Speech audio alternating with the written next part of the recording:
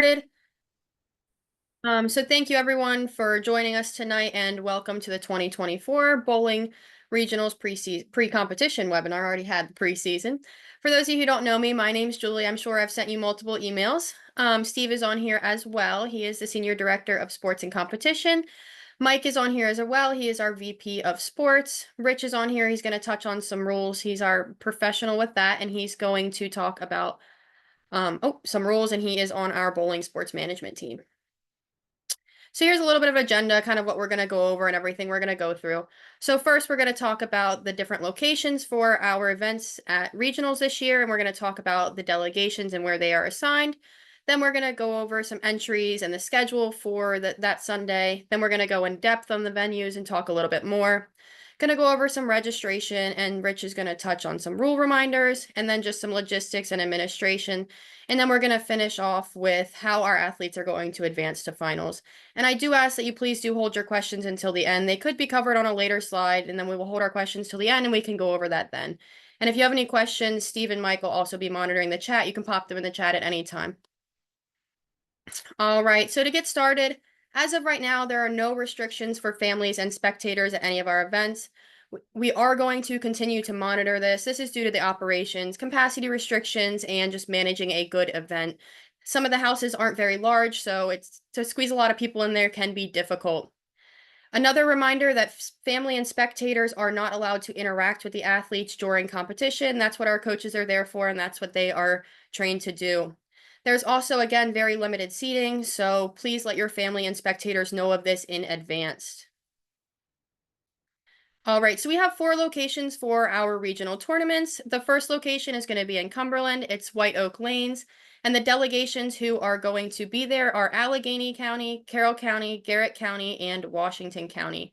Those counties make up 96 athletes. At the Gaithersburg location, it is a Bolero house, and it's going to be Frederick County, Charles County, Montgomery County, and Prince George's County. This is where all of our doubles teams are held, whether they are traditional or unified, doesn't matter what area program, all of our doubles are going to be held at Gaithersburg. There are 189 athletes and unified teammates who are going to be competing at Gaithersburg this year. Our next location is Ellicott City. It is also a Bolero house.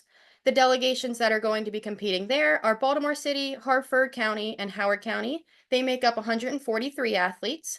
Our last location and also our state finals location is going to be Crofton Bowl Center. These locations are going to consist of Anne Arundel County, Baltimore County, Calvert County, Cecil County, Lower Shore, and Upper Shore. You can see that Cecil is located because they were originally going to compete at the Normandy Ellicott City location. We ended up having to move them to the Crofton location due to capacity. Here's a little bit more information that goes in depth with our locations and the addresses of our locations. I'll be sending out a follow-up email tomorrow that will have all of this information in there, so you don't have to jot it down now. It'll all be in there. You can also find it on our coaches resource page. I'm going to be sending out the slide deck as well, and the recording will be in the email tomorrow as well. And Crofton, again, is going to be our state's location. Here's a bit of an overview of the schedule for Sunday the 17th. At 8:45 is going to be our delegation registration. Please send your head coach to pick up your delegation packet. At 10 o'clock is going to be a brief opening ceremony. It'll be about 5 or 10 minutes. It's shorter for regionals than it is for states. And then at 10:15, the warm-ups will start, and at 10:30, the competition is going to begin. At 1 o'clock is about when the competition will end. This is an estimated, and then we'll start awards. The awards could possibly start earlier. It just depends on how our bowlers are flowing. For registration, I will be sending out a final registration list. This is going to include the divisions and the lane assignments. I'll be sending this to area leaders and head coaches on no later than Friday the 8th. And just be aware that lane assignments and divisions are usually 1 or 2 numbers off, but they're pretty similar. Lane assignments can also change the day of. This depends on the venue. They could possibly have a lane that's not working, and the lanes could shift. So just be aware that it is a possibility that the lanes may change the day of. Continuing with registration, please let your bowlers know that when they arrive at the house, they will be meeting with their head coach inside of the venue. Again, head coaches, you will be checking in at the table and getting your delegation packet. This will be as soon as you walk in, there'll be a table. It'll be clearly labeled with check-in, and please grab your packets. That'll give you information for the day, and let us know if you have any scratches for the day. Please let us know as soon as you are aware of the scratches. The sooner we know, the sooner we can get the electronic scoring system set, and the deadline for that is no later than 9:45 to let us know of your scratches. Inside this packet, along with the information for the whole day with schedule and everything like that, there are going to be name tags. There's going to be 2 copies of each of your athletes' name tags. One of these copies is for the athletes, the other copy is for the coaches to do what they would wish with them.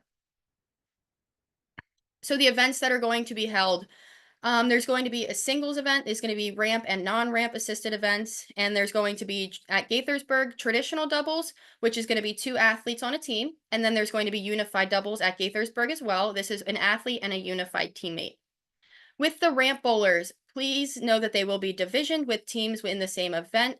And they also must be unassisted or assisted ramp bowlers. With that being said, they need to have a designated ramp assistant that is registered in the event as well. This should already be in GMS. If it's not, let me know, please. Area programs who have a large number of ramp bowlers, we also suggest that you do bring your own ramps. Some houses have their own ramps, but it is best that we are prepared and we do have extra ramps available. For the handicap bowling score, so this score is based on a minimum 15 game bowling average, and that is subtracted from 200 and multiplied by 100, and that score will give you the number of pins that will be added to the athlete's total score. This is applied to all bowlers, whether it is ramp assisted, non-ramp assisted, and this has been in place since 2015. If you guys have any questions regarding that, please let me know. And then Rich, you're the professional with the rules. I'll let you take it away with the rules. Hello, everybody. I'm Rich Summers from Montgomery County, and I've also been the technical person for the past few years, along with a few others. Handicap, as she just explained, it's 100% of the 200. So if an athlete has 100 average, they get 100 pins handicap. If they have 150 average, they get 50 pins, and so on. There'll be 3 games at the regional tournament, and all 3 games will have handicap added to it. If you're not typically bowling 3 games right now, I would suggest that over the next 2 weeks, you have your athletes bowl 3 games so that they build up the stamina and have the energy to make it through all 3. We'll be alternating lanes, which is called league play, where if you're bowling a frame, your first frame, both balls would be, if you were on 1 and 2, would be on lane 1. Your second frame would be on lane 2, and you'd go back and forth through all 3 games. We've never really used, to my knowledge, turned off the alternating lanes, but that's an option if we have a specific reason to do so. All right, next. The foul lines should be on, and the foul lights working at the tournaments. Fouls will be called by either the automatic detecting system or by somebody crossing the line and an individual seeing it. Now, remember with fouls, if a bowler goes up and they lose their balance and do not deliver the ball, it's not a foul. Okay, it's only once they deliver the ball and they cross the line that it is a foul. Ramp assistance. This one we usually beat to death, and this is what I know most of my day dealing with. I'm not going to read the slide to you. I'm just going to explain it to you real simply. The ramp assistant can only aim the ramp with direction from the athlete. A ramp assistant that walks up behind the ramp, looks down the ramp, aims it at the pin, and the athlete's nowhere in the vicinity, that's the ramp assistant aiming it. So it must be communication between the athlete and the assistant on how to aim the ramp. Generally, a ramp assistant will walk up, place the ramp.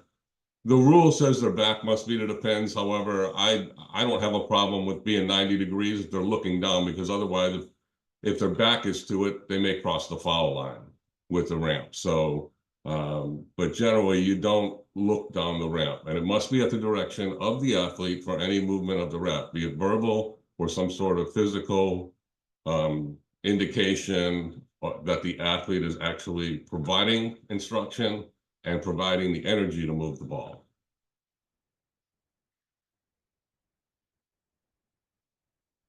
You can go back up and just make sure I didn't miss anything.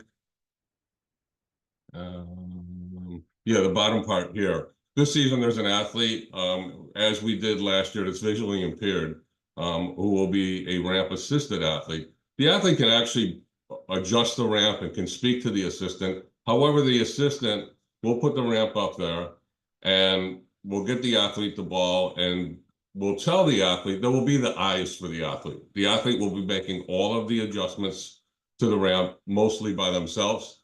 The ramp assistant is merely saying your ramp is currently pointed at, the left side or the right side or the 7-pin or the 10-pin or in the middle. And once the athlete adjusts it, the athlete would ask the assistant, where is it pointed now? What appears to be pointed at the head pin. If the athlete is happy with that, then the ball gets rolled by the athlete. Okay. Coaches are not permitted in the lane area. Obviously, if there's some sort of an emergency with an athlete, that would be taken care of. But generally, for coaching purposes, the coaches are not allowed in the bowling area. If an athlete needs some assistance, they can go back to the coach, or the coach can call them back and provide some instruction, but the coach stays out of the bowling area. Also, this cannot happen between the first and second ball of a frame. So if your athlete throws a gutter ball and you want to give them a quick correction before the second ball, that's not allowed. You can't call them back after the second ball and have some discussion with them. This may not, you cannot have this result in a delay of game. I think you've all been through this before and pretty much know this rule. Lane courtesy is expected. I like the way they worded that. It's expected. I know this is one of the biggest issues I have with our program, because once an athlete sees that their name is up there, they're heading to that foul line with their ball as quickly as possible. We have a couple of weeks between now and the tournament. Please remind your athletes and explain it to them. We have some that are very good at it, and others, I don't know what the solution is, but if you keep discussing it with them, perhaps they'll finally get it. Alternates. This one I'm going to read verbatim for the most part, because I don't want to mess this one up. Alternates who is registered in singles may also be registered as an alternate in doubles. Alternates do not have to be assigned to a specific team. A bowler can only compete in one event. They may not roll both singles and be an activated doubles team partner. Participants are eligible as an alternate only if they're registered during the GMS registration process. Activation should be declared by the head of delegation during the delegation registration period. And a bowler that is activated for a doubles team at the regional tournament, that bowler may only advance to the state tournament as a member of the doubles team. They've committed to that team, and that's the only way they can go to the state. They can't go as a single once they've committed to be a double.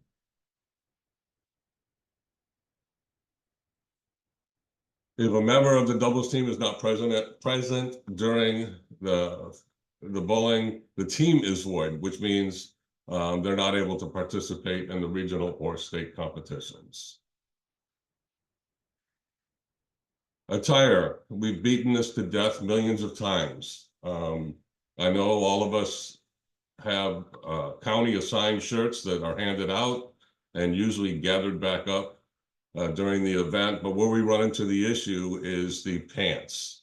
The pants must be a khaki or Dockers type pants. And you're not allowed to be wearing jeans or sweatpants or any type of athletic shorts.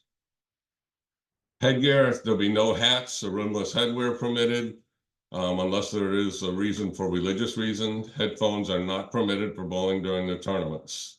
Athletes who experience noise concerns are permitted to wear the small, they're kind of rubbery, squishy earplugs, and usually the state brings them to all locations. So if you don't have any, there should be some there. To beat to death the pants one more time, please share this with your athletes. There's a uniform inspection done before the competition, and make sure that they're wearing the proper pants, because if they don't have the proper pants on and you don't have an extra set with you, or somebody has some in a car, they're not going to be able to bowl. There will be a uniform inspection, and at that point, if somebody's identified as not being in uniform, they won't be allowed to start the competition. You know, I just want to reiterate that. Thank you, Rich. Really, really imperative that you coaches make sure before people leave their homes that however you can confirm that they are in proper uniform, at least the proper pants if you're giving these shirts out, as Rich said, on site. Every year we have a situation at one of the competition venues at least where we have to somebody has to make a run real quick to a nearby store and hopefully get back in time. Sometimes they do, sometimes they don't. But every year there's someone, at least one person shows up in improper uniform. And it's not the way we want to start the day. And we don't like being the bad guys, but it is imperative we look professional, goes to the attire. So really just want to reiterate that. All right, thank you both. I think we've beaten the attire to death, so hopefully, fingers crossed that we don't have any issues this year. So leading off of that, I'll touch on some opening ceremonies and some food. As I had said before, opening ceremonies for regionals is short. It's about 5-10 minutes. For states, it will be a bit longer, but for regionals, we do keep it short. Also, for regionals, we do not provide lunches, so there will be concessions that are available to spectators and family. We do ask that athletes do not purchase concessions and or consume concessions until they have bowled all 3 of their games. There is also no outside food allowed in any of our venues. There is no exceptions to this. Just please let me know if any of your athletes have a dietary need or a need for outside food. Just let me know and we can get that sorted away. If any of your athletes do arrive late, they will be eliminated from the competition unless it's an extreme measure or something like that. Cross that bridge when we get there. Only competitors and competition personnel, such as the scorekeepers, which will be our volunteers, will be allowed on the lanes while at competition is in play. So I'm going to talk about now how our athletes are going to advance at states. So there's a few things, requirements that need to be met. The athlete must compete in the regional tournament to be selected for states, and all of the gold medalists will advance to states and some of the silver medalists. There's also a possibility that some of the bronze do. It depends on how many gold medalists that we have. And on November 19th, we will be doing a random lottery draw for the silver medalists that are going to advance. And then we will also be having a wait list for athletes who are not able to make it to states and did not know who were originally selected. We will be selecting from the wait list.